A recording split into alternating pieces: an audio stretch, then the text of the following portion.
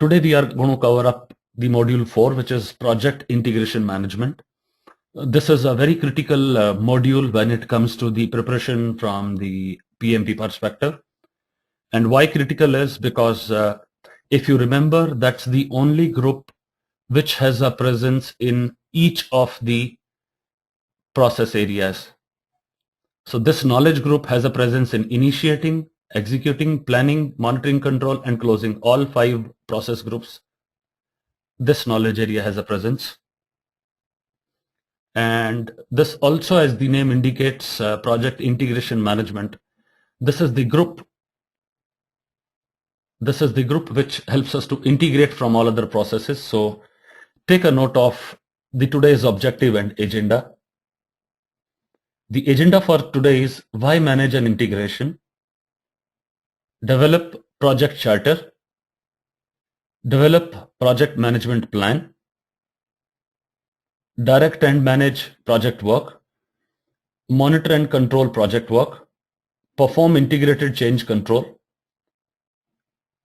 close project or phase, and Q&A. So that's how our today's session is structured. Let us start with the today's agenda, which is very clearly on the integration. So why manage integration? In fact, if you remember, I discussed with you that the first area among the various other processes, which is the planning area, for example, plan communication management, the output is communication management plan. Plan risk management, the output is risk management plan. So most of the processes which are falling afterwards after the integration, the plan pertaining to those respective processes, the plan is being fed as an input to the project integration area. And that is where we talk about the integration.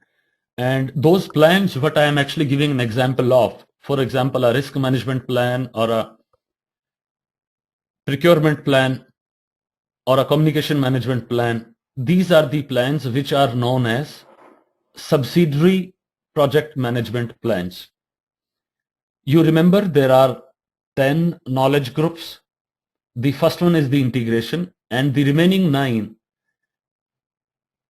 whatever management plans they produce, those management plans are called as subsidiary plan, and that's the plan we are talking about here. So all those plans have to be integrated, they have to be merged to form a process management plan. So that is where the develop project management plan actually covers up. So basically, why integrate? Integrate is to ensure we combine, we unify, and we coordinate various processes and the project management stuff. This is from the perspective of adding up and looking at the changes or maybe the effect which each of these management plan can have on the overall project integration. So basically this consists of the processes on which project manager depends on to ensure the integration of all the projects is done well. And if the integration is done well, I'm sure the project is done well from that side.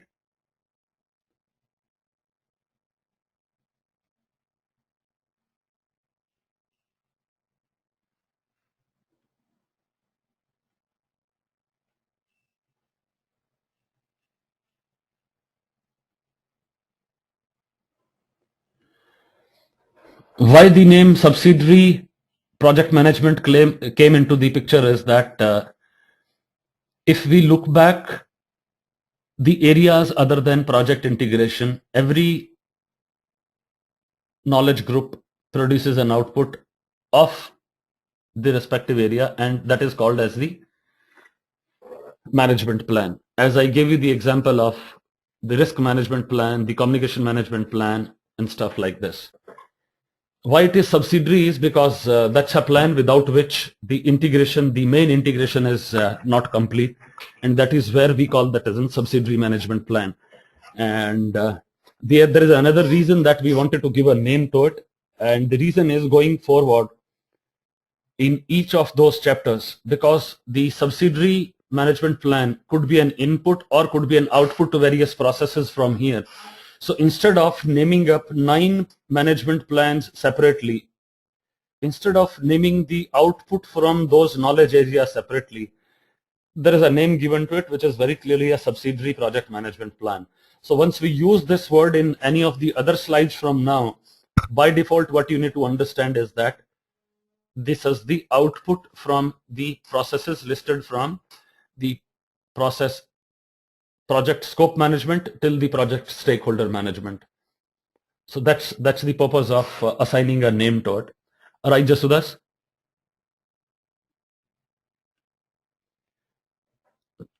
Let me move ahead.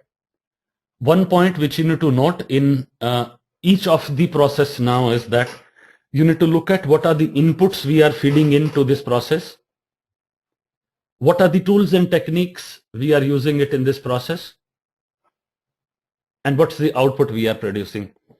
So what we will do is, the way the program is structured from here is that we would understand what are those inputs, we would understand what are the tools and techniques, and we would know what is the output of respective processes producing in. And that's how the total book is structured. So we are going to start with the first process in project integration management knowledge area. And the first process belongs to initiating process group. This is develop project charter. And since it's a beginning of the project as such, so there are not many things available in hand as an input. And the input available for the purpose of the develop project charter is the project statement of work. And that's the statement which is very clearly understood that once the sponsor is actually putting a proposal, he would mention that what is the job we are supposed to deliver on by the way of the project. And this is what is in short called as the statement of work. At places it would be also called with a short form called SOW. The next thing comes as that the business case. So what is this business case means? Business case means a justification from the business perspective that why we are executing this project. And if we are executing this project, for sure there is a purpose behind it, and that purpose is justified in a business case with the output it is going to produce, and it would also mention on the benefits which it is going to produce. And this output or a benefit, what we are going to talk about, that output or a benefit would be a justification of that business case. When we start the project, the first document, what becomes the basis is the document called project charter. And in the forthcoming slides, what we will do is we will take up each of these terms separately, and we should give you the more details on the inputs, tools and techniques in detail. And then we would come back again on the slide 7 to know that are we clear on each of those respective inputs, tools and techniques and outputs. So let me take you through the slide 8, discuss on each of those input areas, then tools and techniques, then output, and then come back on this slide again saying where are we. Yeah, so that's how we would proceed from here.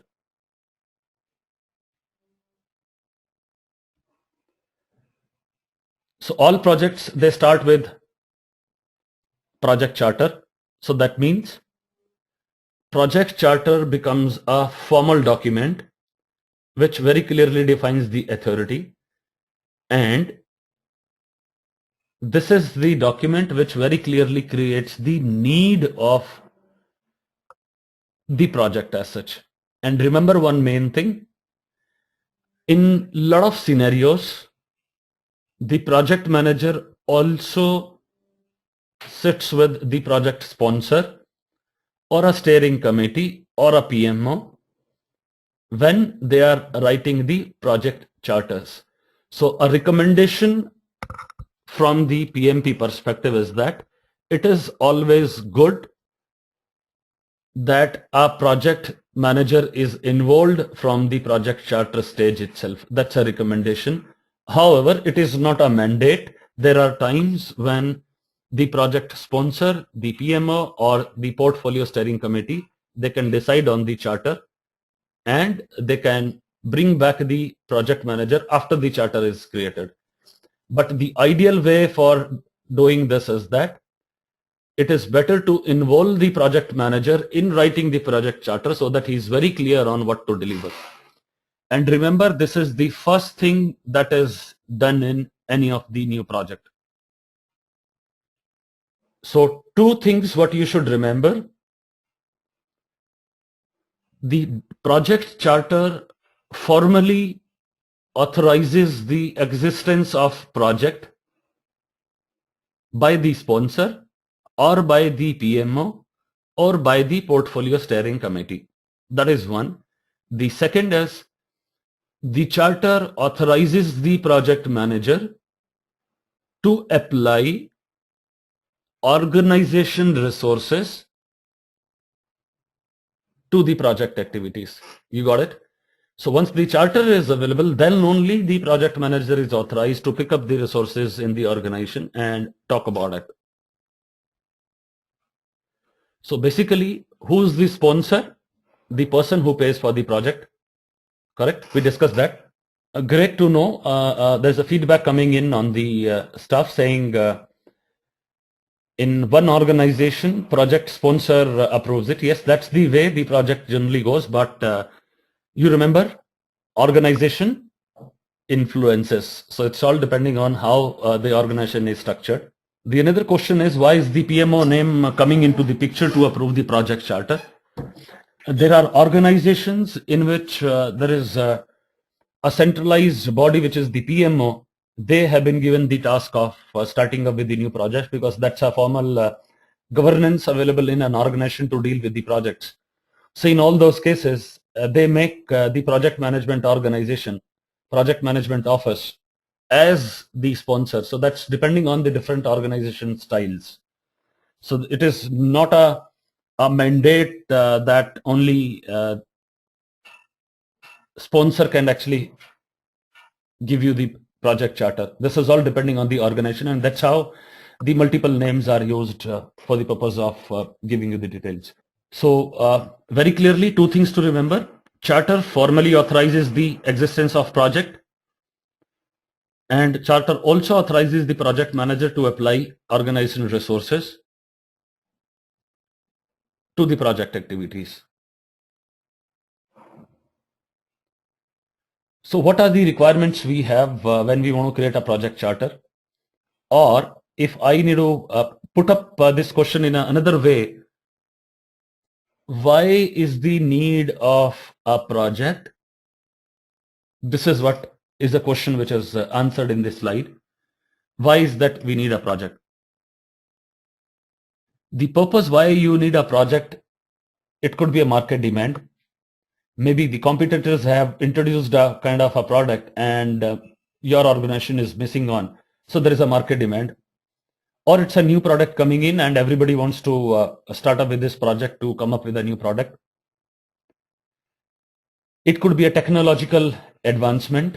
Maybe you already have a software package with you, but you know that the various other softwares which this software should be compatible of, they are moving on to the next version. So it is actually in your interest to keep ahead with the technology and go forward to ensure there is a development which is taken care of, which is maybe in the form of the project.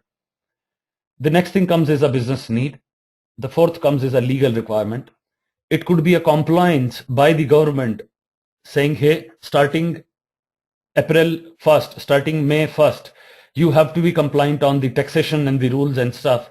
So that creates a need for the organization to customize their respective product or software or stuff to be in line with the regulations what has been set up. It could be a social need. It could be a customer request that he wanted to create a project. So these are the different areas which would be focusing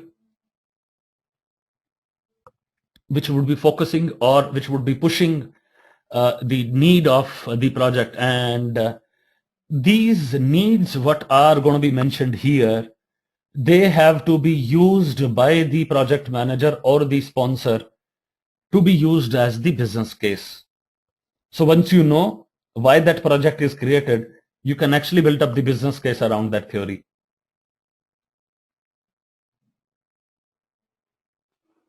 Got it?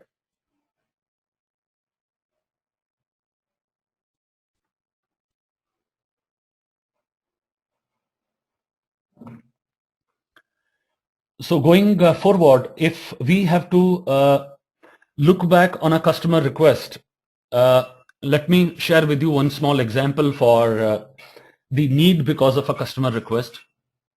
So there is a customer who is pretty much willing to take a step forward and step forward in terms of creating a difference between what his organization delivers versus the other organization delivers.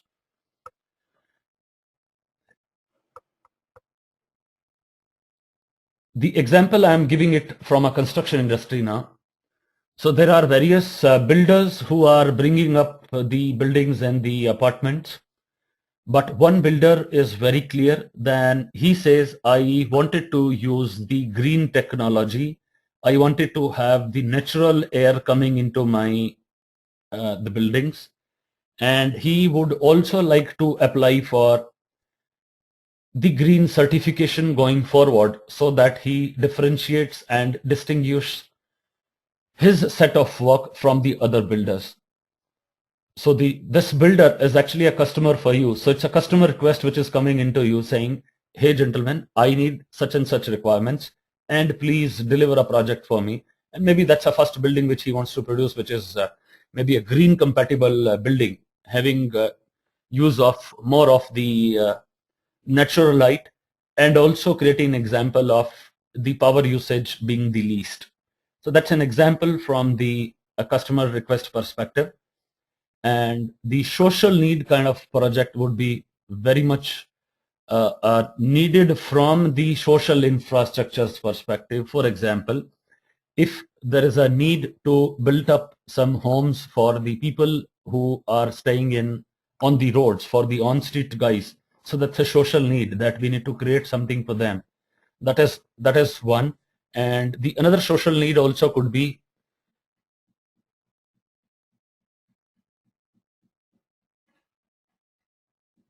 if there is a scarcity of a particular resource in an area, so it becomes a social justification or a social requirement for us to create a facility for them. And a very clear-cut example on a social need can be taken up that if we are going to create some basic infrastructure for a social sector, that would be the example of the social need, a project because of a social need. The social need project would have a justification very clearly that once we are able to deliver the output, it is justifying back to the society for the particular activity what has been delivered back. So next thing for us to know is that look at the inputs what are needed.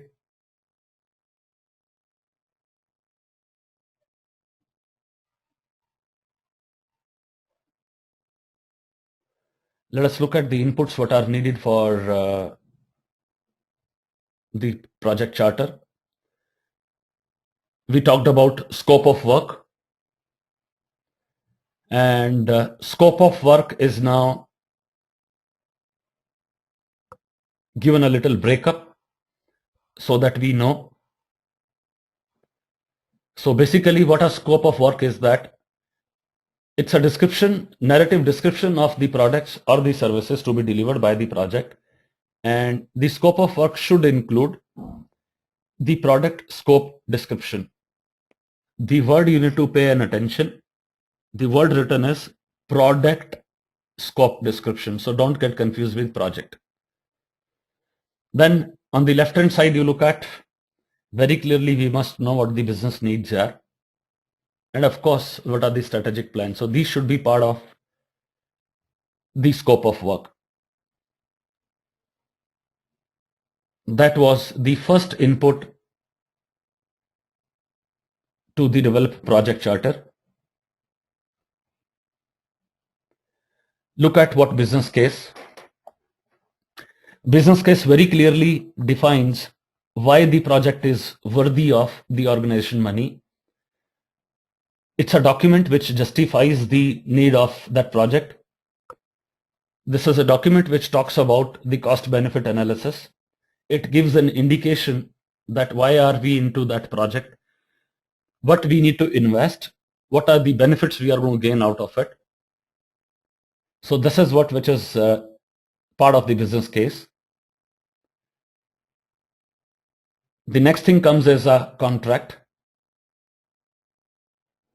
Contracts is something which is, I would say, a guideline. Not necessarily you will have the contracts available at every organization in advance.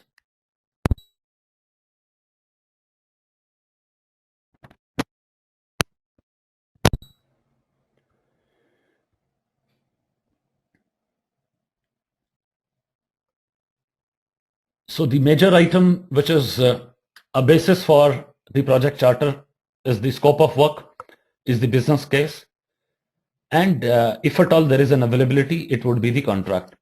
And you know very clearly that the business case, you have to pick up the leads from the need by the market, the need by the organization, the customer request, the technological advancement.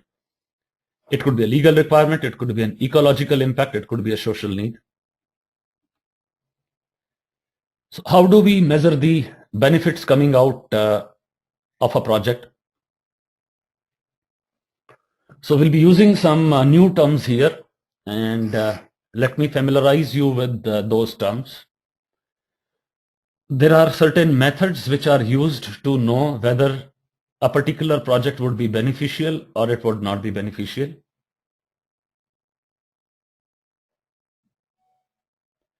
The first thing which comes on to this radar is known as a murder board.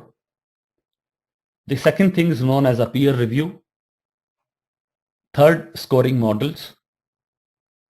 Fourth, there are certain cash flow analysis techniques known as payback period, net present value, which is NPV. The third comes the IRR. IRR means the internal rate of return. The fourth comes ROI, that means return on investment. And there are a lot of mathematical models, which could be a linear, dynamic, graphical, to look at whether the project is really beneficial or not.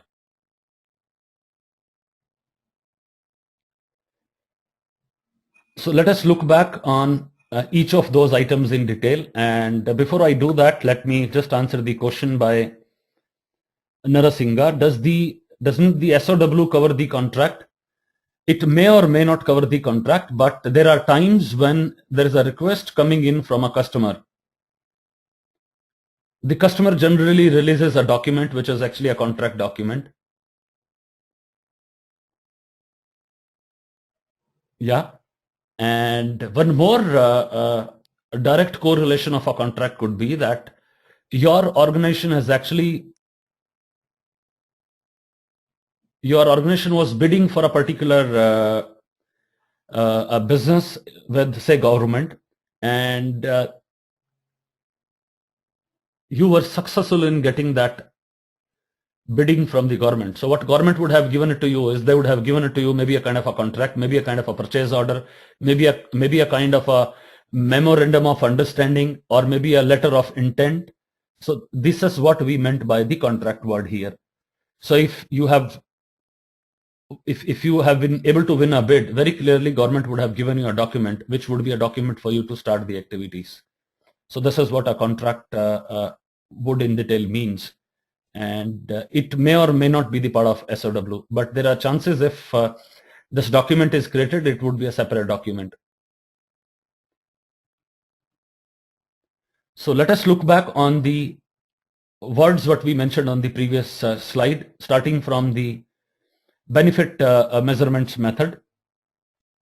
The first is the payback period. The payback period very clearly is a period which indicates that how fast, in how much time the invested money would be paying you back very clearly. So that means in how many years, in how many months, in how many days, your money would start paying you back. So this is what is called as a payback period. So if I break this word into three pieces, first is the pay, second is the back, third is the period.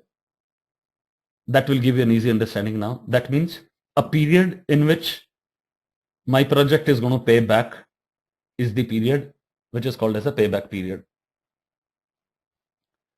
The second thing here is that NPV, which is the net present value. Net present value, if I have to explain you in a very simple understanding, is that what is the net present value of a project? You can correlate that with maybe if you have a sum of say about 100,000, and you know that this $100,000 what you have in your bank account, you are getting an interest rate of about 10% an year. So if you need to look at the net present value at the end of the second year or at the beginning of the third year, so you can very clearly identify this value by taking that interest amount in your consideration, adding up that value on the basic value itself, and arrive at a final present value at that point in time. And if I have to make this example much more similar, I would say $100,000 at the interest rate of 10%. The net present value of this $100,000 at the 10% would be 100,000 plus 10% of it, which is about $10,000. So 100,000 plus 10,000 will become your net present value at the end of the first year. So that's how is the net present value being talked about. The third comes is called as an internal rate of return, which is also called as a discount rate at various places. And what that means is that what is the percentage return the project is giving it to us. So that's a return which is going to be available from a project. So once I have maybe 2 or 3 projects in my hand and I need to pick and choose which project would be much beneficial from me from the organization perspective. So this is where we make use of the respective benefit measurements method. And the fourth comes as that ROI. ROI, I'm sure you would know, it is return on investment. So that means once I put back the money into the business, by what time my capital would start yielding the profits. So that means if you have invested $100,000 in a particular project, you are just trying to look at when is that my cost would be covered and when is that I would actually start earning a pure profit out of the money what I have invested in.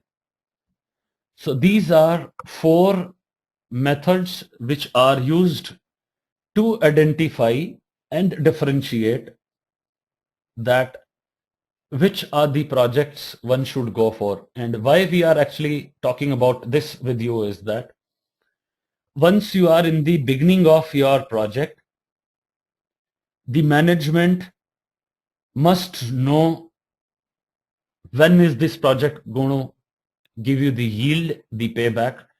And if the management has an option of choosing between the projects, they would prefer to choose a project with a better payout, with an early payout, with a project which is giving an ROI at a much faster pace. So it becomes a kind of easy decision by the management once they know of all the four figures from here.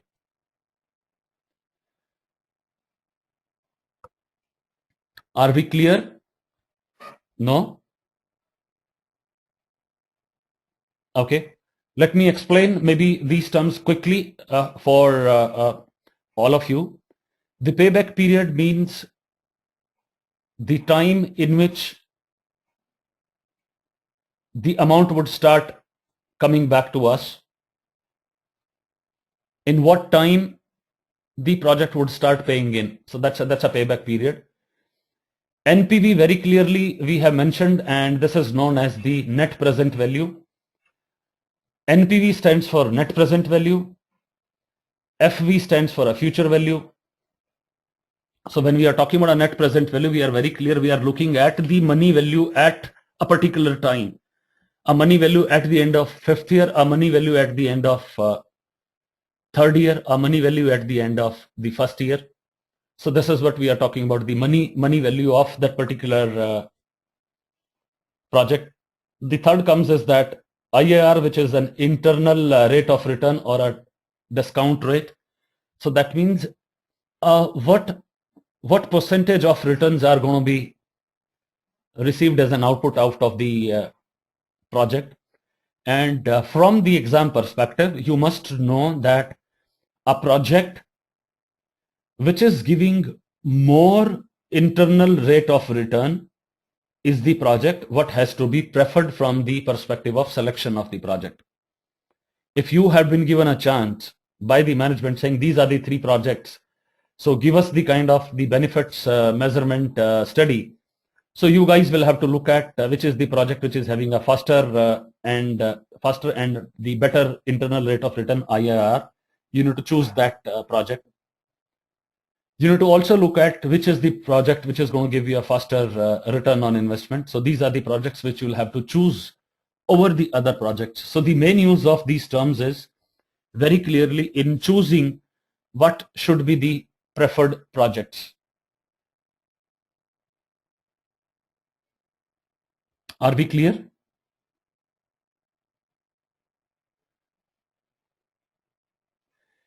The questions pertaining to this area in the exam would be very clearly the questions wherein you would be given some figures. For example, you would be given a figure saying a project with a XYZ company, project A is going to give you a yield of 5%. Project A is going to give you an IRR of 5%. Project B is going to give you a IRR of 7%. Which is the project you will choose? So the higher the IRR, that is where you need to prefer back. So your answer would be a project with the higher IRR. That means between 5 and 7%. If the project B has 7% IRR, that's the project to be selected. The terms ROI and the terms payback, they are very closely related. The payback very clearly means that the time it takes to recover the amount invested, which is generally in various years. And ROI very clearly means that this is actually a ratio of the profits related with your the money invested. So the difference between these two point is that payback is generally going in multiple years, whereas when we talk about a return on investment, so that means if I have invested in say about $100,000 and by the 5th or 6th money, I start that the project has started giving some output. So that is where we will talk about and return on investment. Or if I have to correlate this example with a building which you constructed, and when that building start giving you the rental, so that is where maybe you can say that the building has started giving you some output. So that is what is an ROI. Return on investment has actually started coming in. Payback period is for a longer duration. However, ROI means whenever you start getting the output from it and this output is very clearly because of the money you have invested in. Okay. So with this, let me take you through some more terms now. The next term what I'm going to talk about is a term called opportunity cost. And if I have to explain you on the what the opportunity cost is, it's a very simple word. The opportunity lost is an opportunity cost. So that means if you have two projects in your hand, one project is carrying a value of about $50,000. The second project carries a value of $200,000. If you have selected the project, which is a project with a $50,000, then whatever you have not selected, that means the opportunity which you have not selected becomes the opportunity cost. So in that case, your answer would be that opportunity cost is $200,000. That means you have not selected that project, so that becomes your opportunity cost. In simple words, the project which the value of a project which you have not selected is the value which is known as the opportunity cost.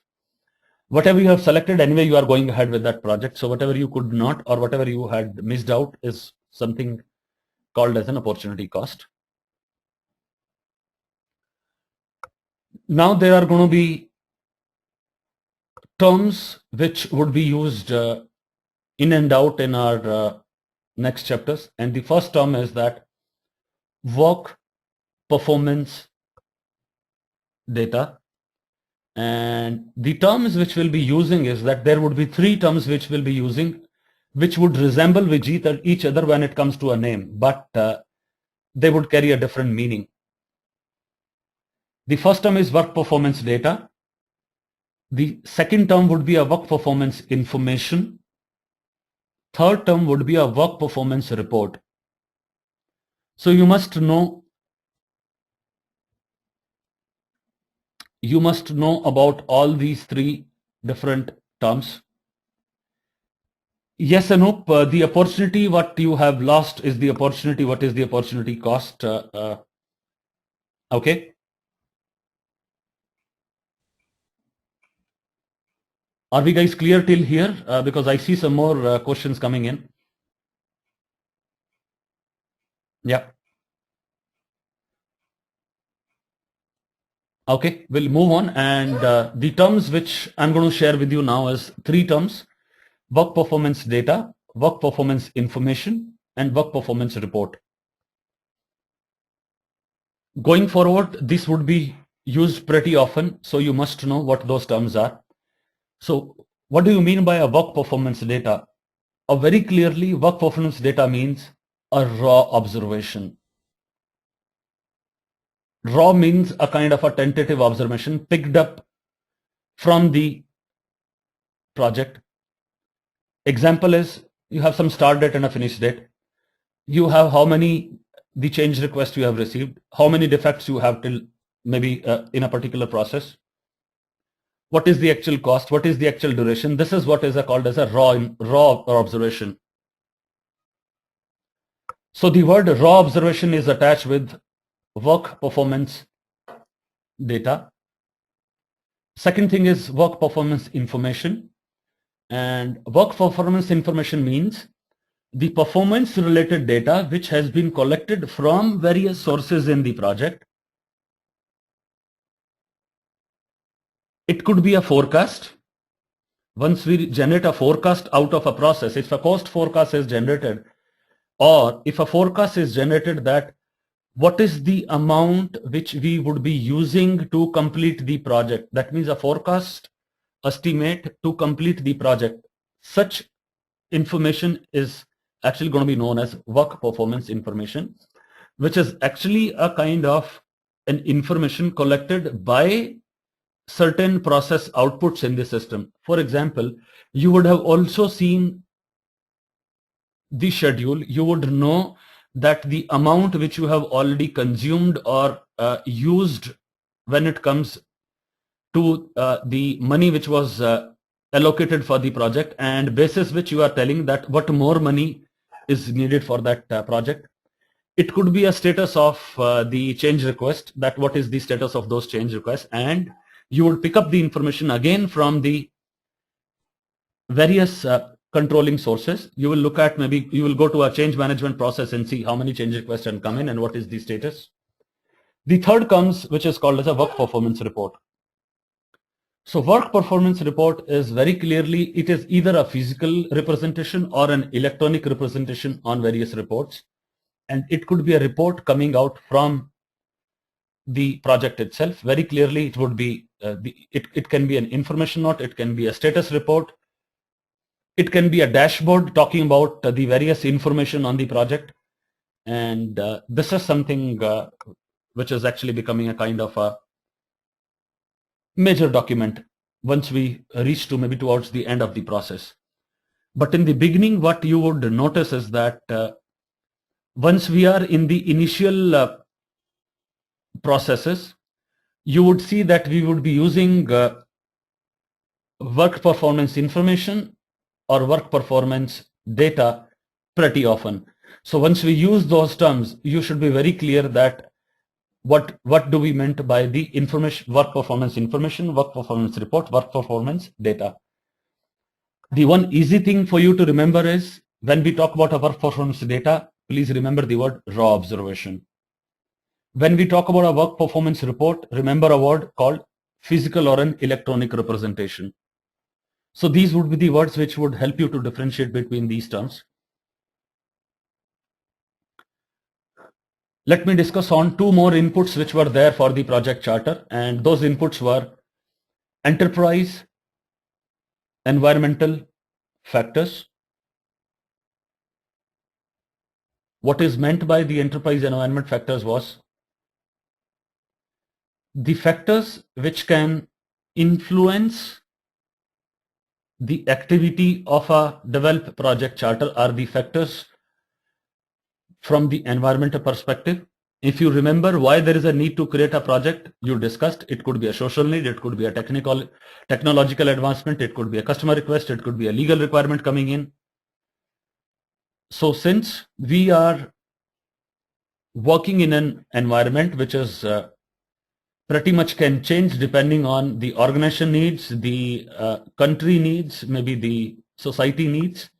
So we need to pay attention to those of the activities. It could be a government standard which is changing in.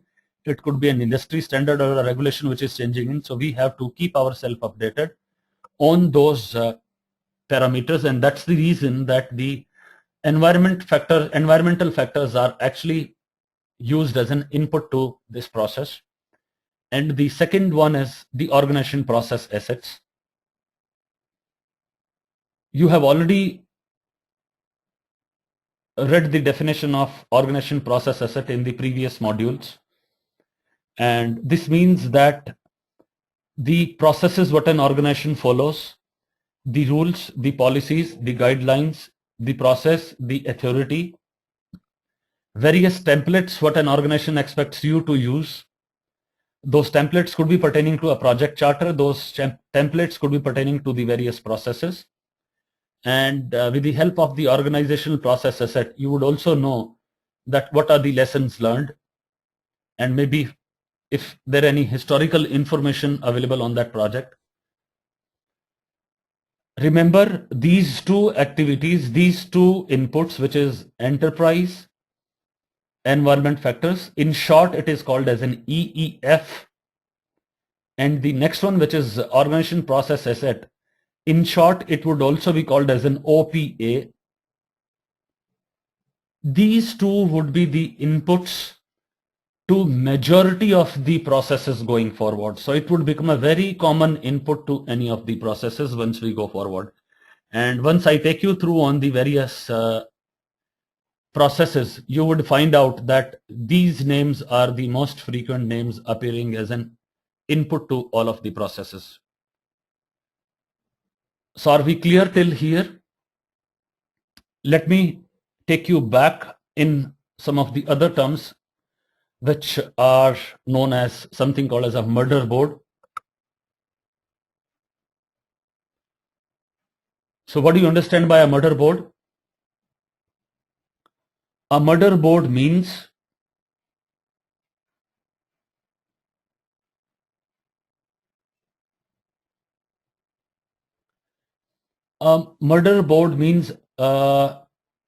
Sanjeev, not exactly it is the brainstorming, it is not exactly, but a kind of motherboard would clearly mean that there are people who are the experts who are sitting in, and a team which tries to put back a question on the business case, what has been developed for a project, the objectives, what you have mentioned in the project. So all kind of questions are related and asked to the project objectives to see that will it survive? If we deliver XYZ objective, will it work? So the name motherboard is given from a perspective that you try to justify the objectives of that project and also try to talk on the various concerns or various issues that could be a hurdle while the objectives are going to be talked about. And this is a way to very clearly eliminate the project which is not good enough. If I carry maybe about 3 projects in hand, so the team, with the help of the motherboard, by putting up various questions that why is that need and why it could not survive and stuff, they would try to analyze the objectives from all means, and that is where they would be able to freeze and finalize, saying the project 1 we cannot go ahead because of XYZ reasons, project 2 we cannot go ahead because of XYZ reasons, a project 3 gets selected. So that is where the motherboard comes into the play. It's a term which is used in some of the organizations, so you must be familiar with that term. The second is called as a peer review. Peer review is very clearly that you will give this project for a review by your peers and you will try to know of their comments. What are their comments? Scoring model is very clearly that you put up a score for all of the projects and you want to look at which is the project giving you the best of the scores. Very easy. So this is what we meant by the motherboard, peer review and the scoring models. Let me move on to now the next item, and before I do that, let me take back some of your questions.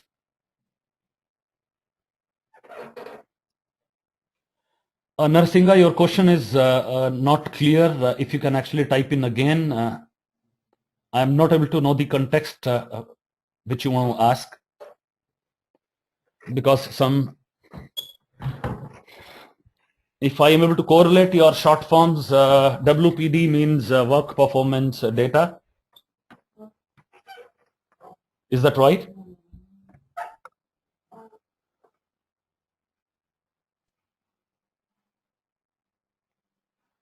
So these 3 terms pertaining to the work performance data, work performance information, work performance report would be pretty often used in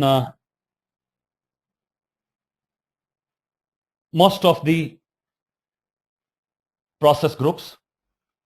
And if I'm able to understand Narsinga correctly, that once we are towards the end of the closer phase of the process groups, the terminology which is work performance report is used pretty much. Absolutely, absolutely, got it right. In fact, I was just trying to read out those short forms. Now I got it. Yes, you're right. Tushar, you are asking that is the motherboard can be compared with the risk analysis? It cannot be truly correlated with the risk analysis, but enough questions are being asked, enough purviews are being taken from all the perspectives, including the risk, what this project might carry. So risk would be a small subset to the overall activities in the motherboard. It would be a small subset.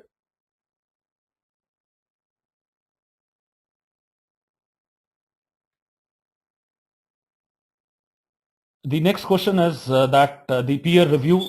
Peer review is something This is done at the initial stages on the benefit analysis stage in the beginning, when we are trying to see that whether the project is going to yield some good maybe output and good revenue and stuff.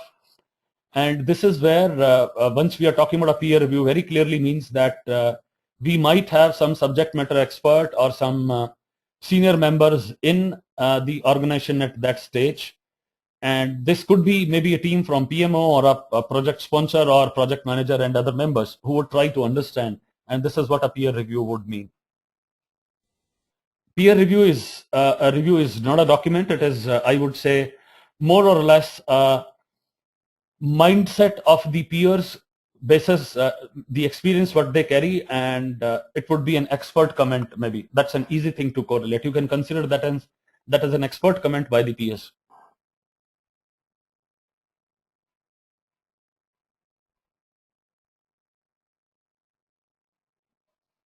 Okay, so with this we would move next.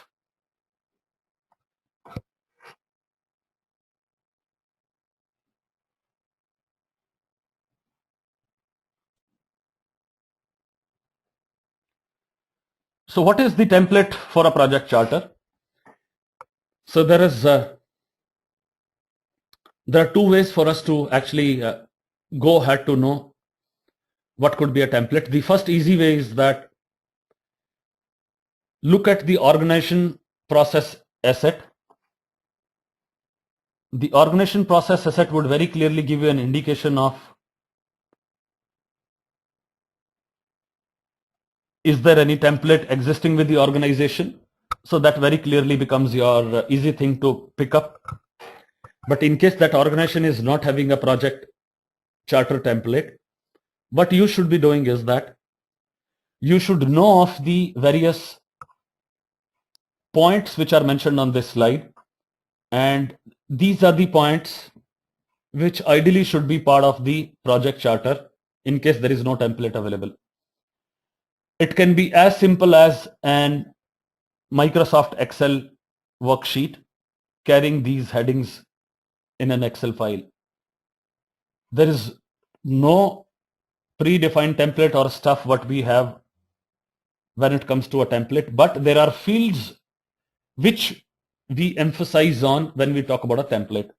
And what those fields are: number one, the charter must talk about what's the project description, what are the objectives,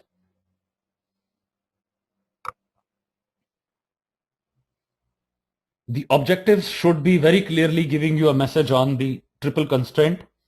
And if you remember, that triple constraint is that the concern of a project is basically onto the scope, the time, the cost. These are the three major items when it comes for a triple constraint. So objectives must be very clearly defined, which should also touch base on the triple constraint. The third thing a project charter must contain is a project scope overview. That means what is there in the scope. Also very clearly defining what is not in the scope and what would be kind of little uncertainties in the scope. The fourth item comes as the major deliverables. We must know that what is going to be my major output, what is going to be my major deliverable, and at what time. And we must also know that what are the major milestones for us. Milestones, I think somebody asked it yesterday. The milestone means various dates wherein we try to put back a task saying the task XYZ should be completed by so and so time frame. So that time frame becomes, that date becomes the milestone for us to check whether we are in line with that milestone achievement or not. Business case we have already discussed, and it should very clearly justify, it should very clearly communicate why is the project being done. Financial benefits is, of course, I would say the top thing for a project charter. You must know that once you execute this project, what are going to be the financial benefits? And the last two things which are very much needed is that it should be signed and approved by the respective management.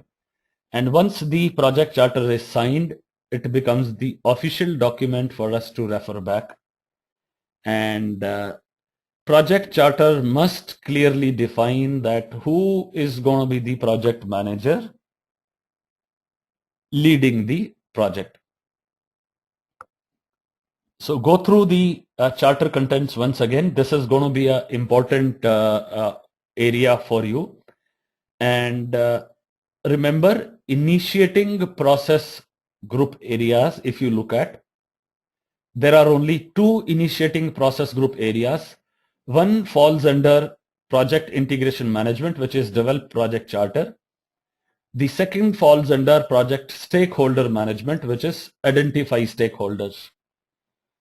And you will be very clearly asked questions pertaining to the initiating process areas, and project charter would become the default first choice when it comes from an exam perspective. So you must know which stage the project charter is signed, what all it contains, and what are the rights or an authority to a project manager once the charter is signed. So I repeat, a charter must contain project description, project objectives, project scope overview, major deliverables, milestones, business case, financial benefits, details of the signing authority and approving authority, and the assigned project manager.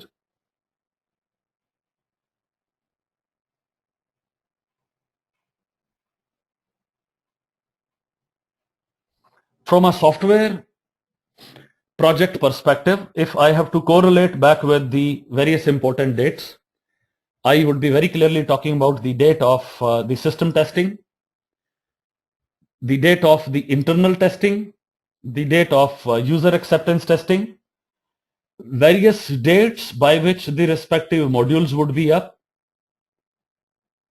These are the various dates what we are talking, maybe from a milestone perspective of a software project. And if I correlate the similar milestone from a construction background, I would correlate back with maybe the foundation, maybe the flooring, maybe the various levels what we need to frame up in a building. So this is how we would talk about the various milestone in different kind of industries in the project.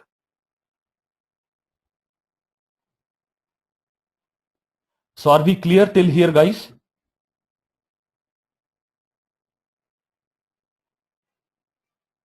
Thanks. And you need to keep confirming back on your understanding, because starting from this chapter is little big chapter, and we would try to really see that if we can cover up the total chapter maybe today, because I wanted to ensure that a thorough understanding is available to all of you. And I would not prefer to rush to maybe finish this chapter without you guys getting to get an understanding.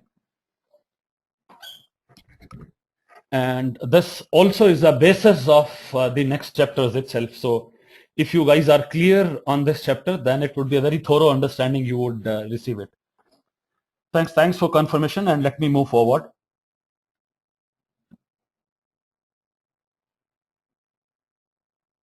So we have covered up the first process, which is develop project charter, and let me take you back as I committed to look back. Now you know the project statement of work, you know the business case.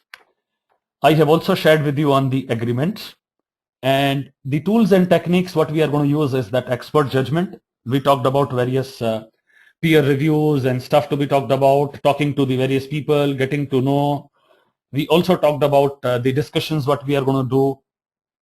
And this is what would be resulting in a project charter as an output.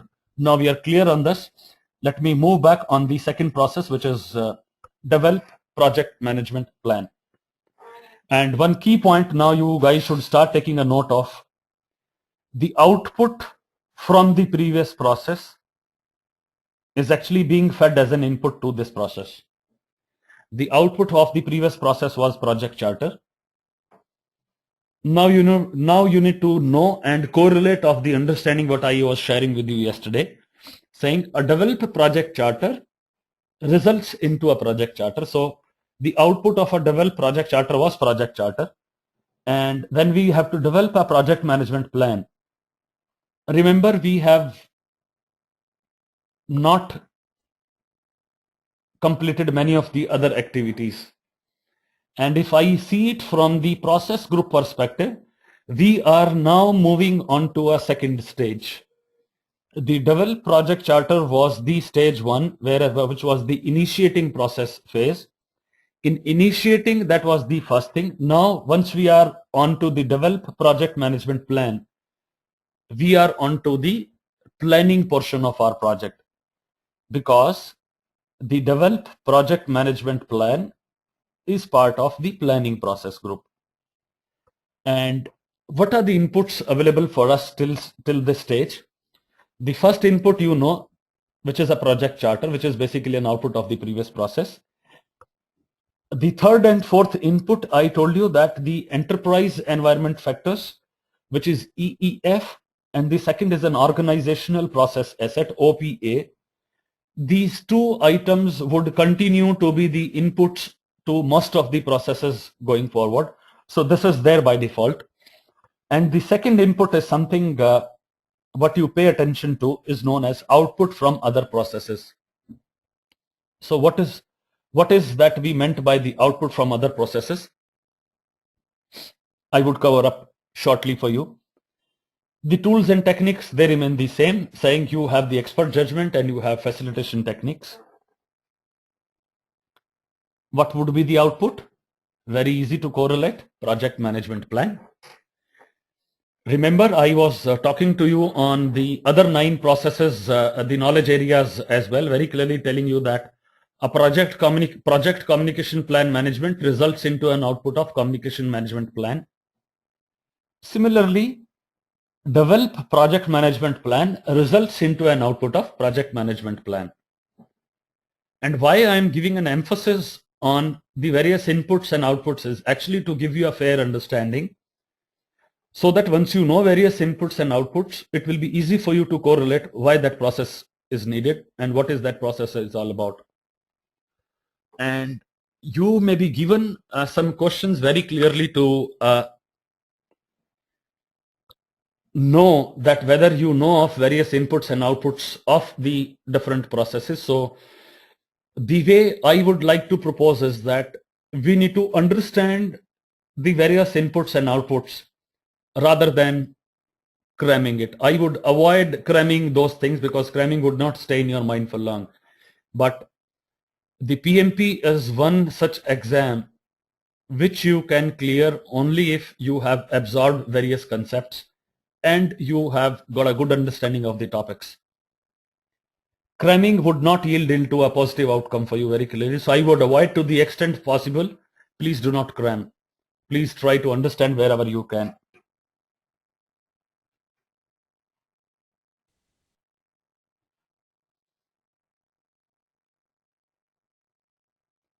So very clear, we are into the develop project management plan, which is the part of planning process group.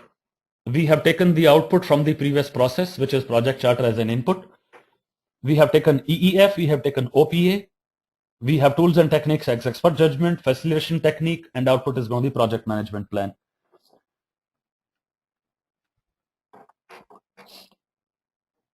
So what are the project management plan? The project management plan very clearly defines how we are going to execute this project. It also defines how the project is executed, monitored, and controlled. And this is going to be a plan which will be helping us to manage, coordinate, and integrate at different knowledge areas and processes within the project.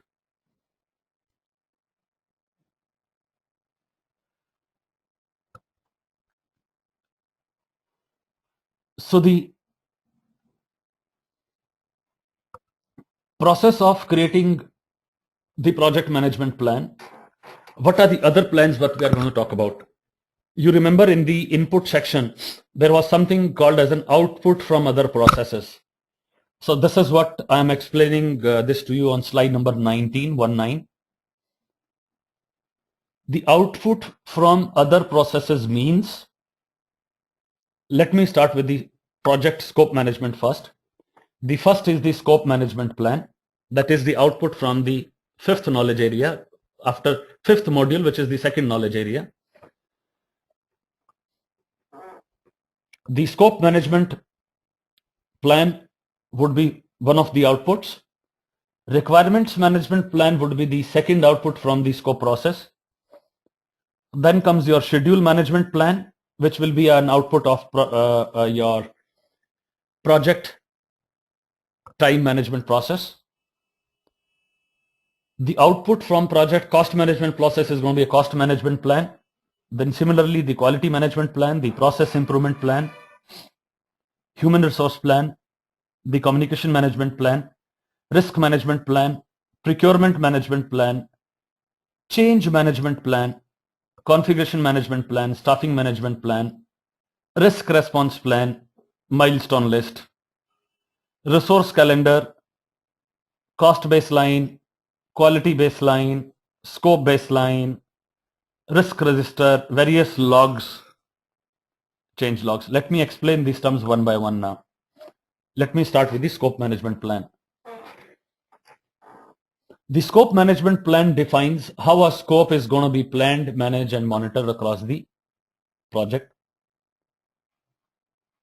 A requirements management plan very clearly indicates how are going to be the project requirements defined, how would you gather those requirements, and how you do manage those requirements very clearly.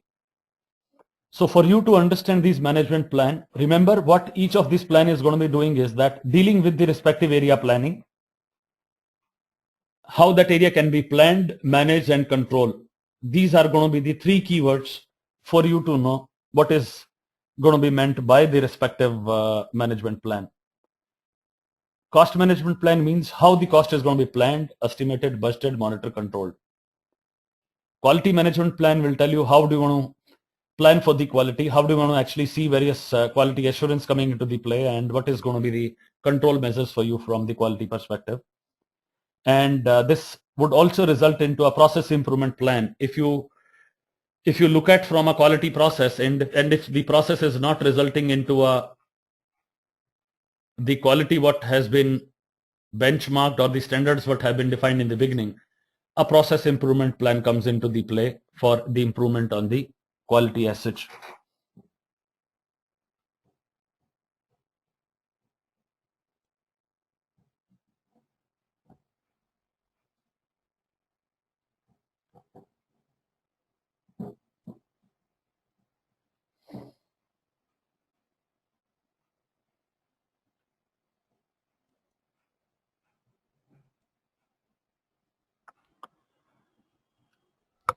Human resource plan very clearly helps us to define how are we going to bring in the project members into the project. How would you take care? How will we take care of their training needs, their roles and responsibilities, their roles and rewards and recognition? Communication would very clearly define in how the communication is going to be done in the various with the various stakeholders. Risk management plan will very clearly helps us to identify and manage the various risks. Procurement management plan will help us to control the procurement. Change management plan would help us to bring in a change once the changes are initiated and approved by the change control board. We would follow the change management plan. Configuration management plan is a kind of a part of our input to the control scope process. It very clearly defines on how to change various features and functions to suit the final output. Staffing management plan gives us an indication of how we are going to be meeting the staffing requirements. In case we need to negotiate with an outside supplier on the manpower, or we should be able to manage it within the team and stuff. So this is all what is being taken up as an input from the perspective of the develop project management plan. Risk response plan is very clearly a strategy to deal with various risks which are identified. Milestone we already covered that what are the different milestones we are going to set. Resource calendar is a kind of calendar of the people who are going to be working in the project. And resource calendar would also mean that it's a human resource calendar or a timings availability. You need to consider in your mind that the people who are working into the project, those people may be located at one single place, maybe in one organization, maybe in one office. They could be working in from different geographies. They could be working in different countries altogether. So from that perspective, you must know the availability of each of the resources, and you also know by the regions that since it is going to be multiple regions or multiple cities, there would be some kind of non-availability of the respective people, either because of their own schedule or because of maybe various cultural festival, or maybe a government holidays and stuff. You need to keep all those activities in the mind. And three main items, which are cost baseline, quality baseline, and a scope baseline. These are the three items which are again the input back to the develop project management plan. Remember, we discussed on these three plans yesterday with a message very clearly that once these plans are approved, the cost baseline, the quality baseline, and the scope baseline, any changes to these three baselines after they are freezed can only be done by the change request management process. That means we need to bring back the issue to the change control board, which is CCB, and then only those changes can happen. Next terms comes is a risk register. Risk register is nothing but a sheet of paper which would help us to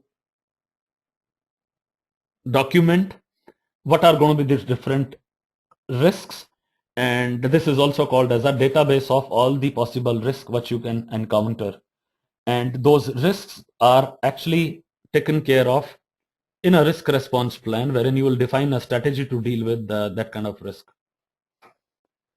Then comes an issue log. All the issues are identified and there is a numbering system, so there is a log which is maintained. And there is an assumption log also, like once you execute a project, you take various assumptions into the play. So even those assumptions are documented. Then comes the change log. All the changes which we are entering into a project, there is a change log which gets created. And these are also pretty much related with your change management plan as such. So this is what is various, maybe the indication for us for the various terms, which would be used in and out once we talk about on the processes as such. So you need to remember those terms very clearly from the perspective of the terms getting used again. Yeah.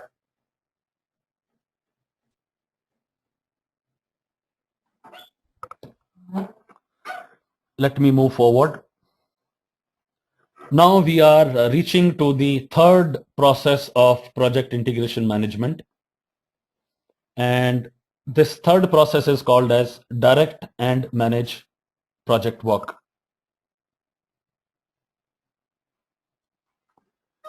So till now we have completed develop project charter, we have completed develop project management plan, and now we are on to a third topic.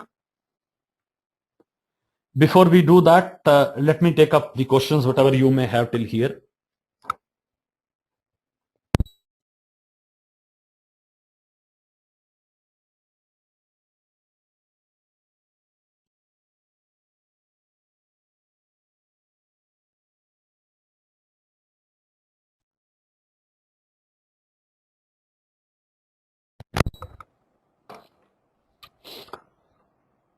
The question which comes up is that, do we need to have schedule baseline in a subsidiary plan? Which should be the performance baseline? There are three baselines from the perspective of the exam, and these baselines are the scope baseline, the schedule baseline, the cost baseline.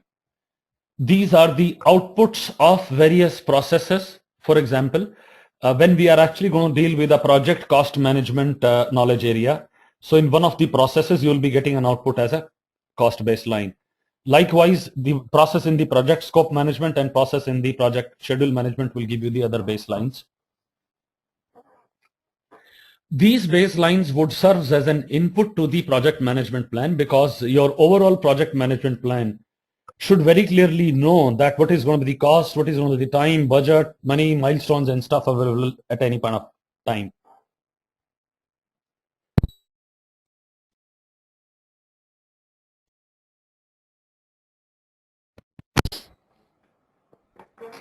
A WBS dictionary, a WBS means a work breakdown structure. Once we get into the chapter project scope management, we would be discussing in detail on how to create a work breakdown structure, which is how to create a WBS. From the current chapter's perspective, you can understand thus that a WBS is very similar to an organization hierarchy, with all of the activities broken down in a stage 1, stage 2, stage 3, stage 4.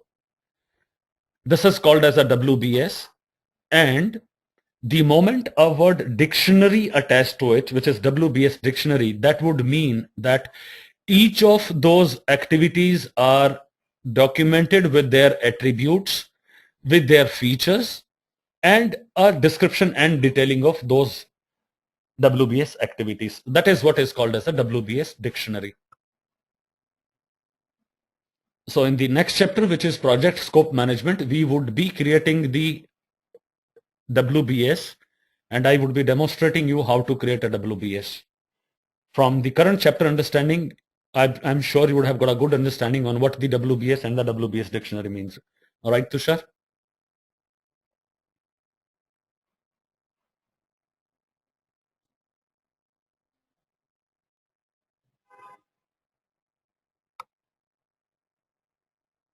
So I will move forward now, which is with the next process in hand, which is direct and manage project work.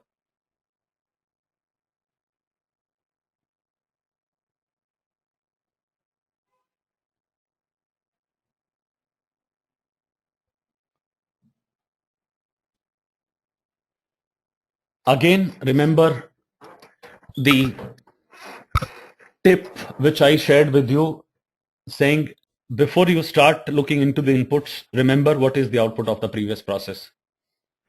And these outputs will have to consider from two perspectives. The one is that which process group you are in. The second, which knowledge area you are in. So the output of the previous process to us was project management plan, which is actually now serving as an input to direct and manage project work. The third and fourth input, which is enterprise environmental factors, EEF. The fourth, which is organization process asset, remains. And the another input which has been added here is an approved change request.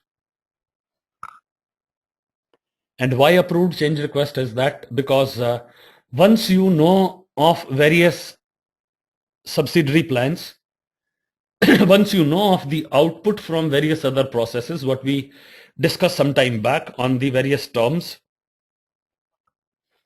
once you know of those outputs, I'm sure since you would try to integrate all those plans back at one place, So there would for sure be a need of certain changes, and that is where those approved change requests would come into the play.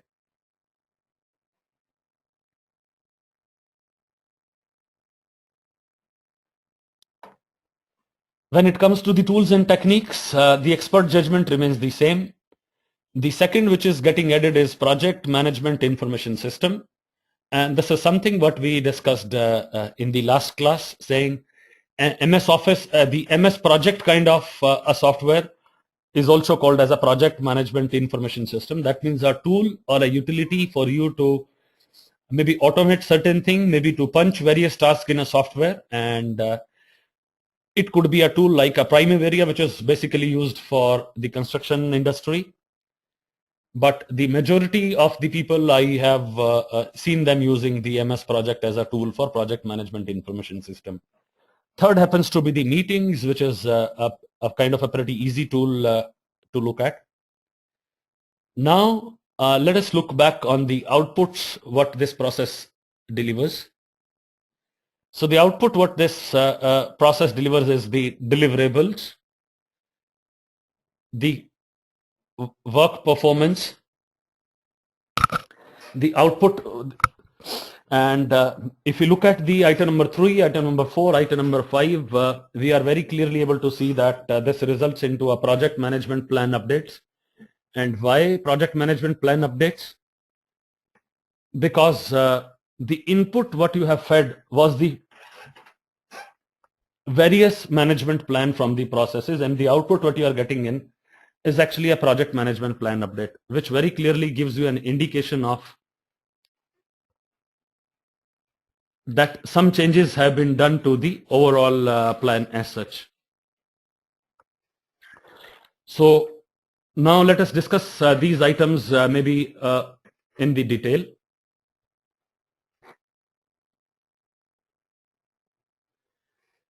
You have also known and studied the 3 major items, and those 3 major items were work performance information, work performance data, work performance report. And we very clearly agreed that once we talk about a work performance data, we should relate back with the raw observation. So the output which is getting produced as a part of this process is work performance data. Got it? Let me look at some of these terms in little detail. So you must know what is that process going to work, what is the activity which is going to be covered in that process, and this activity is that it is this process which is direct and managed project work. It is a process of performing the work defined in the project management plan to achieve the project objectives. And the activities what should be included as a part of this direct and managed project work is perform activities to accomplish project requirements, create project deliverables, staff, train and manage them,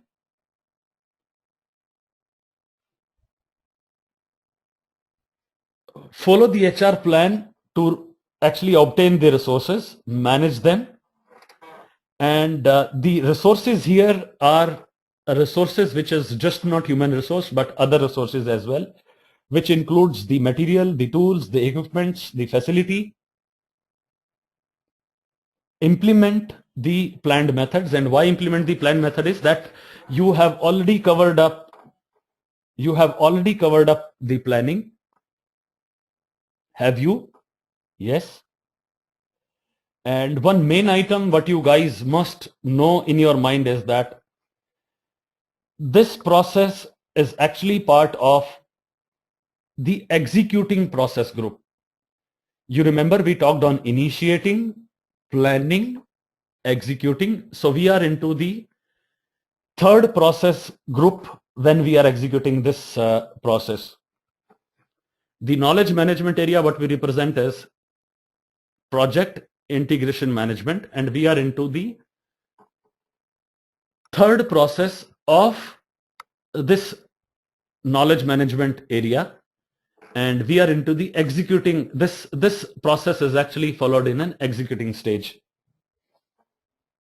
So this is part of executing process group, and that is where we are writing back saying implement the planned methods and standards. Why? Because you are already through from your planning exercise. Then comes establish and manage project communication channels, both internal and external to the project. Generate the information which is project data, such as cost, schedule, technical, quality progress. Issue various change requests, because execution is the process which deals with such change requests. Manage various risk and implement the risk response activities. And why implement those strategies? That because that's the stage by the time you would know that whether you had really faced those challenges or the risk what you identified in the beginning. And that's a stage to manage the sellers, the suppliers. And another activity which is going to be part of this is that we need to also start and collecting the lesson learned.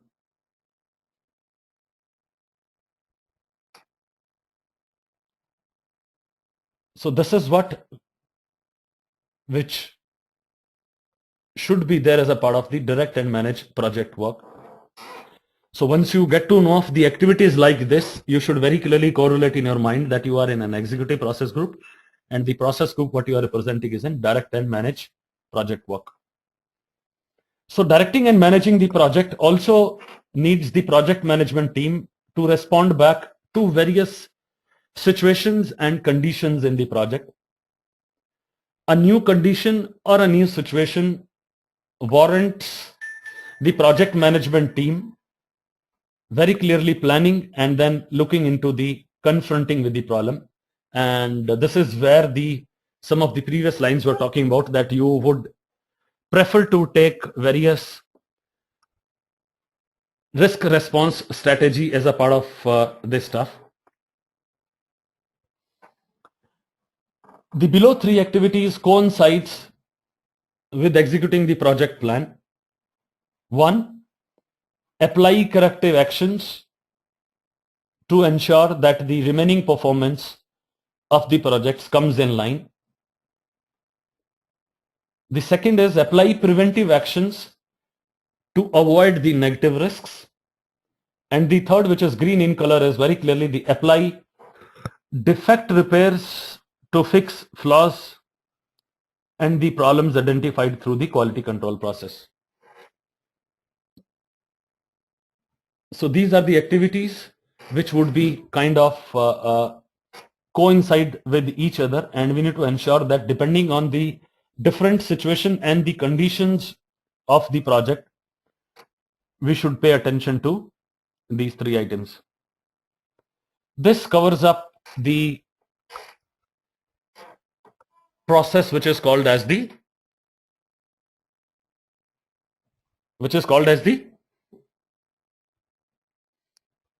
direct and manage project work. And let me take you back on the output once again.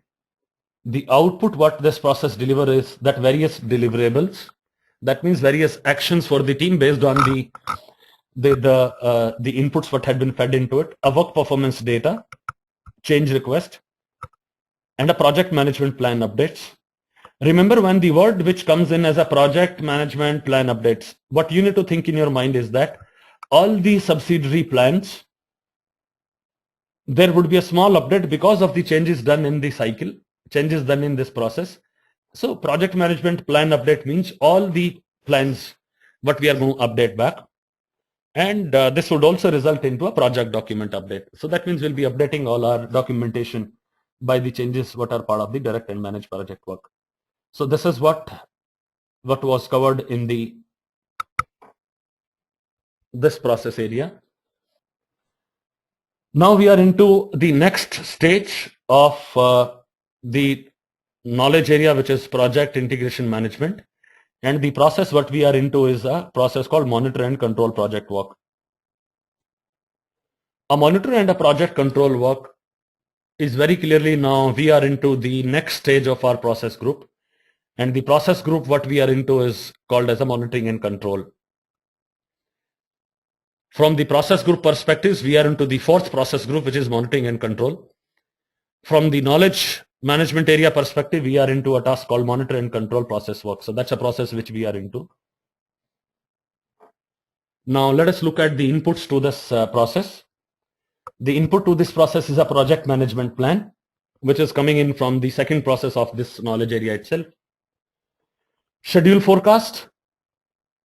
Schedule forecast comes in from project time management. Cost forecast, which is coming in from project cost management. Validated changes coming in from the previous process. Work performance information. And the last two, which you are already familiar with, is enterprise environmental factors and organization process asset. Organization process asset. So EEF and OPA is the input to this process.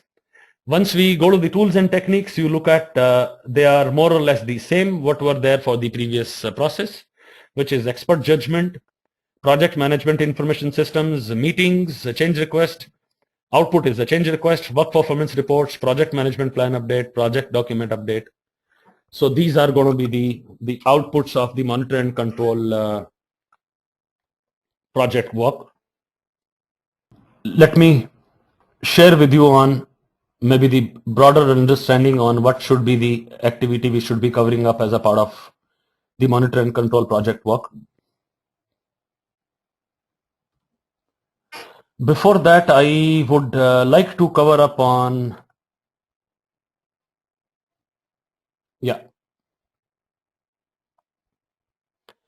So monitoring and control project is basically a process of tracking, reviewing, regulating the progress which is needed to meet the performance objectives. This process is majorly concerned with the actual performance against the planned performance, because the word monitoring and control is already into the play. Assessing performance to determine whether any corrective or preventive actions are indicated.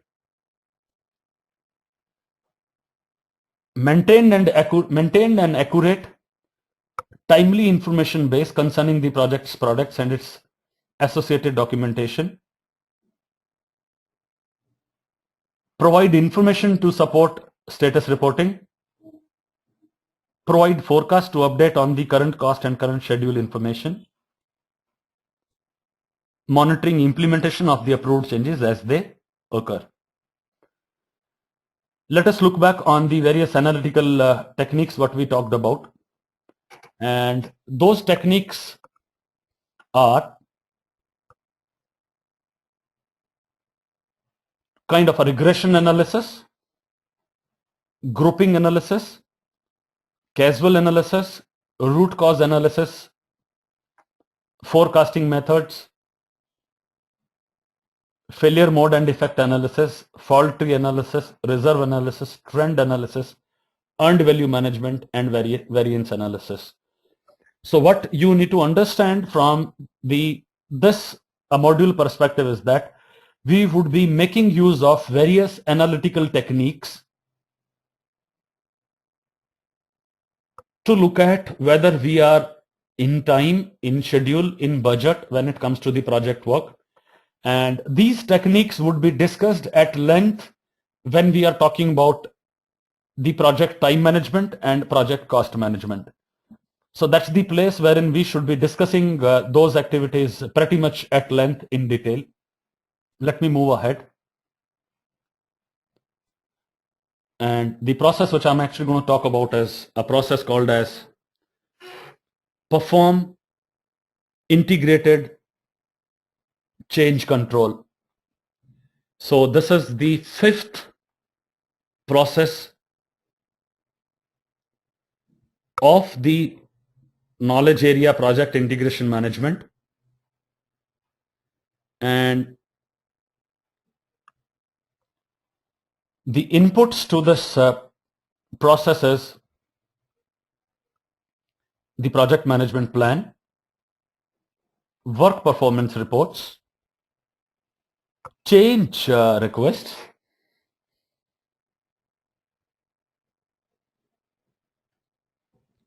and after change request, what we have is the standard EEF, which is enterprise environmental factors, and then comes your OPA, which is organizational process asset. So you should be very clear on the last two.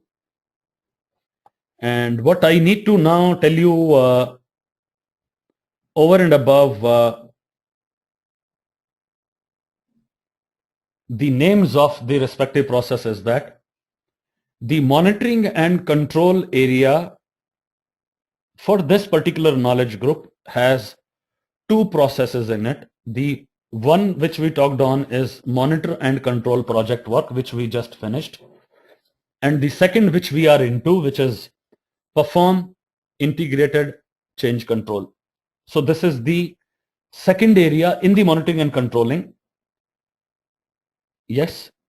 Fifth area from the project integration management perspective. Okay. So let us look at the perform integrated change control. The tools and techniques, they remain expert judgment and meeting, which is the item which we have used in the previous process. The change control tool is something which is coming up as the new item in the tools and technique.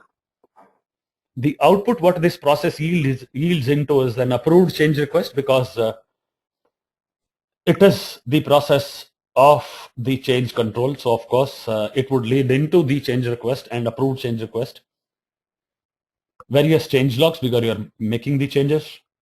And the another two outputs remains the same as our previous process, which is project management plan update and the project document updates. So what is the process of change management? I have shared with you on this process maybe in various discussions. Let me bring it back again to you with the words which I have used during the discussion, called a CCB, which is a change control board. Let me start with the first activity in this process. So change management is a process which is a process of raising the change request.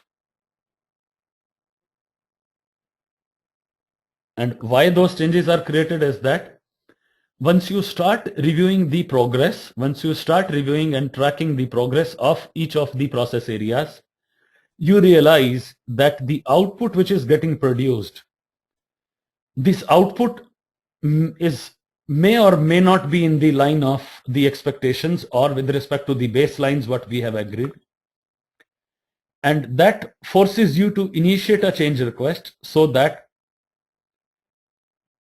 the remaining portion of the work we can execute and implement in a way that I meet my project objectives, I meet my final baselines, and that is where there is a need for us to put those change requests.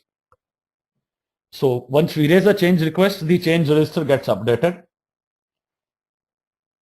We also look at the impact what this change is going to bring in onto the various other processes. And we also involve the subject matter experts to look at whether those kind of changes which we are going to bring in, whether they would be leading into the any such impact onto the other processes. And before we go to the change control board, it is expected that the project management team and the project manager, they have done the impact analysis, and you have considered what are the positive and negative impact of a particular change which you are going to bring in. So remember one thing, before you go to the change control board, it is expected that you guys have considered all the possible options to look at why the changes is needed, and why cannot you manage with the change. So you have considered all the pros and cons very clearly before you put back those changes back to the management and that to the change control board. Change control board has the right either to approve or to reject a plan. So remember, sending a change request to a change control board does not always mean that you are going to get an approval out of your change request. There can be some shortcoming in the impact analysis which you have done, and the change control board realize and maybe they have a perception basis the analysis what you have done. They feel like that no, this change is not really needed and the team can still manage to deliver without this change. So the final decision of the approval or a dismissal or the rejection lies with the change control board very clearly. And in case the change control board approves a particular change, in that scenario, you'll have to do the planning all over again, because that change would have an impact on all the subsidiary plans, all the different processes. And just think for a while that you had initiated a change request to the time. Maybe you realize that for some unforeseen reasons, the project is currently running late by 2 months. You had raised that concern to the change control board with all the justifications, with all the impact, and you realize that by putting up the extra efforts, by expediting various activities, the best you can do is that you can only mitigate about 1 month out of that 2 months lag what you have, even if you put in the additional manpower. So that means if the change control board has actually approved another 1 month extension to your project, then this 1 month activity would have an impact on each of the planning portions of your processes. And very clearly, you might have to replan those activities and bring back all those activities back into the sync to ensure you are matching up to meet those timelines. And why that is needed is that because we have very clearly understood that once the project is getting started, lot of those processes, they would interact with each other in various stages. So at a lot of places you would have seen that the output from a various process is being fed as an input to some process. So if we are not in sync, then we would not be meeting up the time targets. And this is what I meant by the replanning of all the activities in each of the individual processes. Yeah.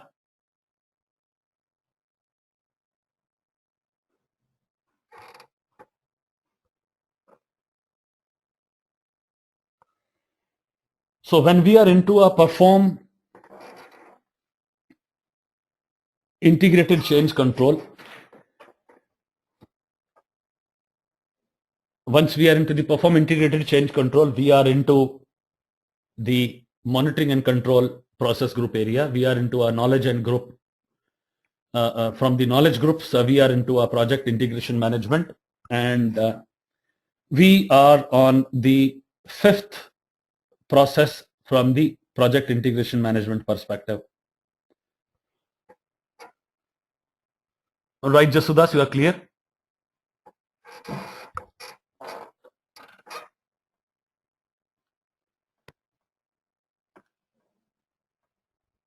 So we heard about configuration management. So once we are doing a change, we'll have to also look at the various mechanism, various opportunity that this change would not impact the other activities, and if it is impacted, we have to replan those various activities. So configuration management activities are basically identifying what are the items we'll have to reconfigure. Any status accounting, that means pertaining to various the configuration status, anything which we'll have to redo, and we need to also look at the verification and audits.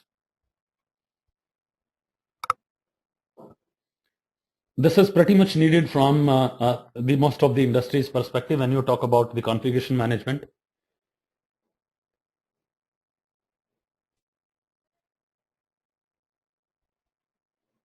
If a testing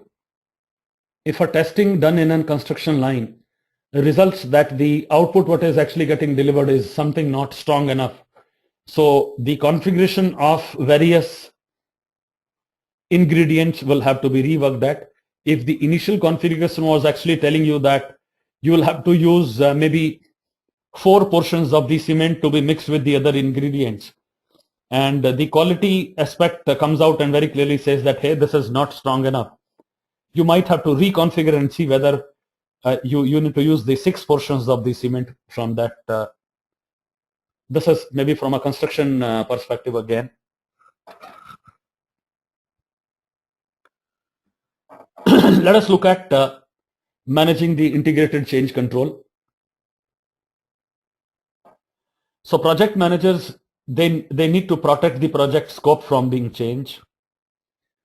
Remember scope baseline. So one should try the best to ensure that the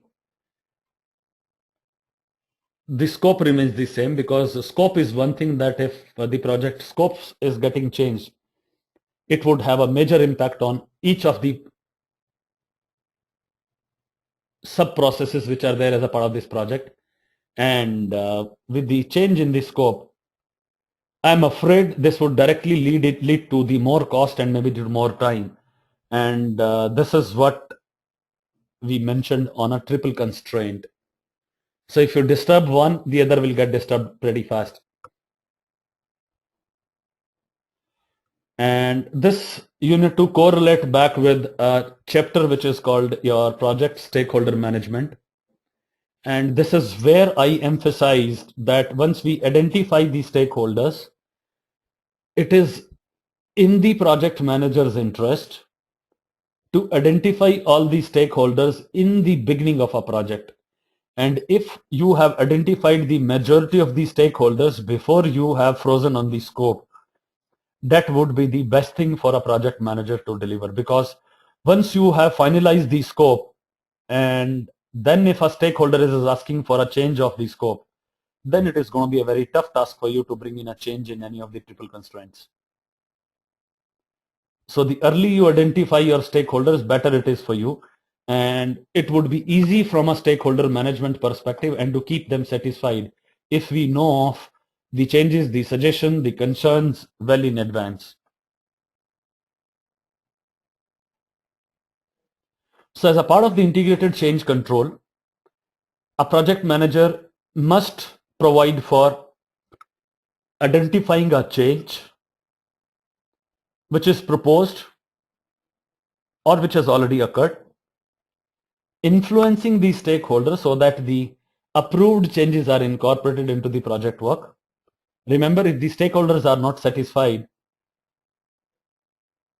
you will not get the satisfaction and maybe a kind of the mindset from those people into the project. The project manager must provide for reviewing various contents, reviewing change request, and you should maintain and manage the changes by the change request. Any change done here should reflect back a change in the baseline, which is your the triple baseline along with the quality, which is time, scope, cost, and quality. Considering the impact in a change request on the rest of the project, as well as considering all the knowledge areas which it is going to impact, we might have to redocument everything and look at from the perspective of the continuity on the defect repair validation and the quality control. So this is what which covers up the managing integrated change control. With this, we are through on the fifth process of the project integration management. Now comes the sixth process of the project integration management, which is close project or close phase. And Remember, this is a process of the fifth process group, which is the closing stage.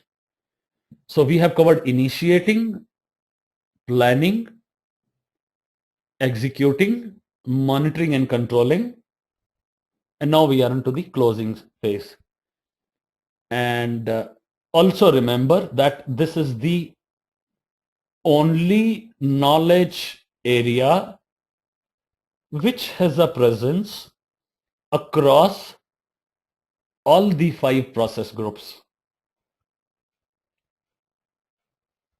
Yes. Now let us look at the inputs to the close project or close phase process. First input is a project management plan. Second input is a accepted deliverables. You remember deliverables was an output to one of the previous process, which is becoming as an accepted deliverables as an input to this. Third is an organizational process asset, which you already know. So the techniques what we are going to be using for the purpose of close project or close phases: expert judgment, meetings, and analytical techniques, which I mentioned this to you, saying we should be covering up those techniques in detail at length in the project time management and project cost management modules. And this process results into the final product,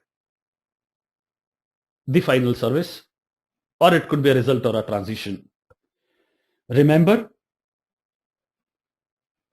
this knowledge area is the one from where the project starts, and this is also the knowledge area from where the project ends. So the beginning and end of a project is actually covered up by the project integration management, and at the same time the change management is also led by the project integration management. So when it comes for bringing up a change, this is the process. This is the knowledge group, which is project integration management.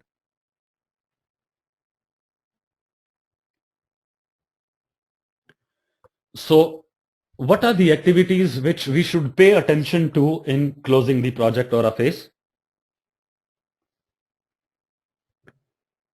So this is a process of finalizing all activities across all of the project management groups to formally complete the project or phase.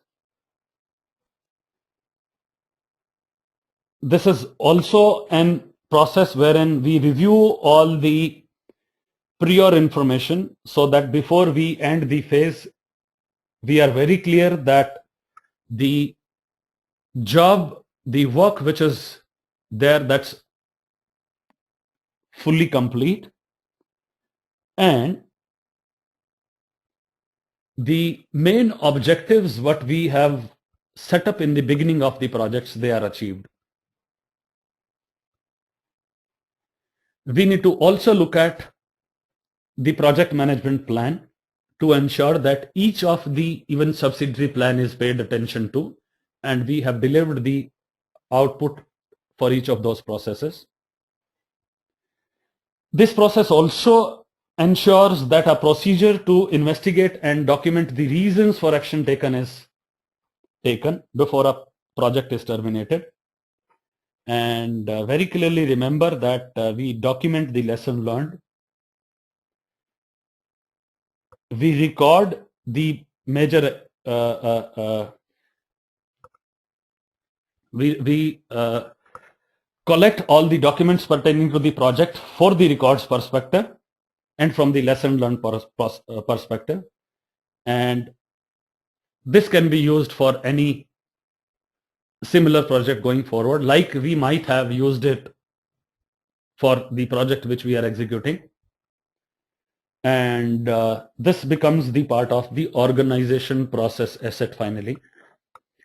Once you update back the lesson learned, then the input which you have fed in, which is the OPA, organization process asset, that input becomes an output in the form of organization, process, asset, update. There is an update word which gets added onto it.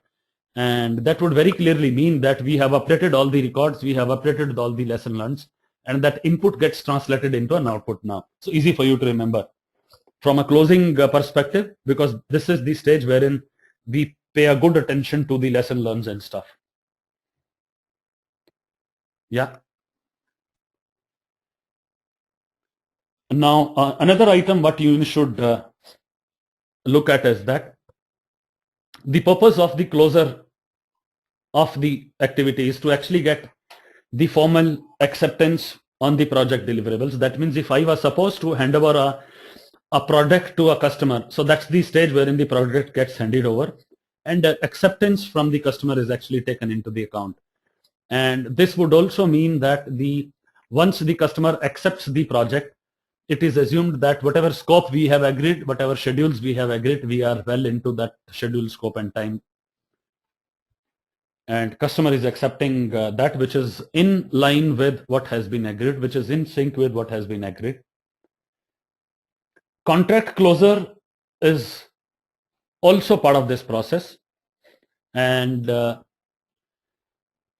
once I'm using a word called contract closure, I'm actually talking about a close contract kind of word, which is a part of the procurement process basically. So project manager approves all the deliverables, supplies, and the contract with the customer also comes to an end.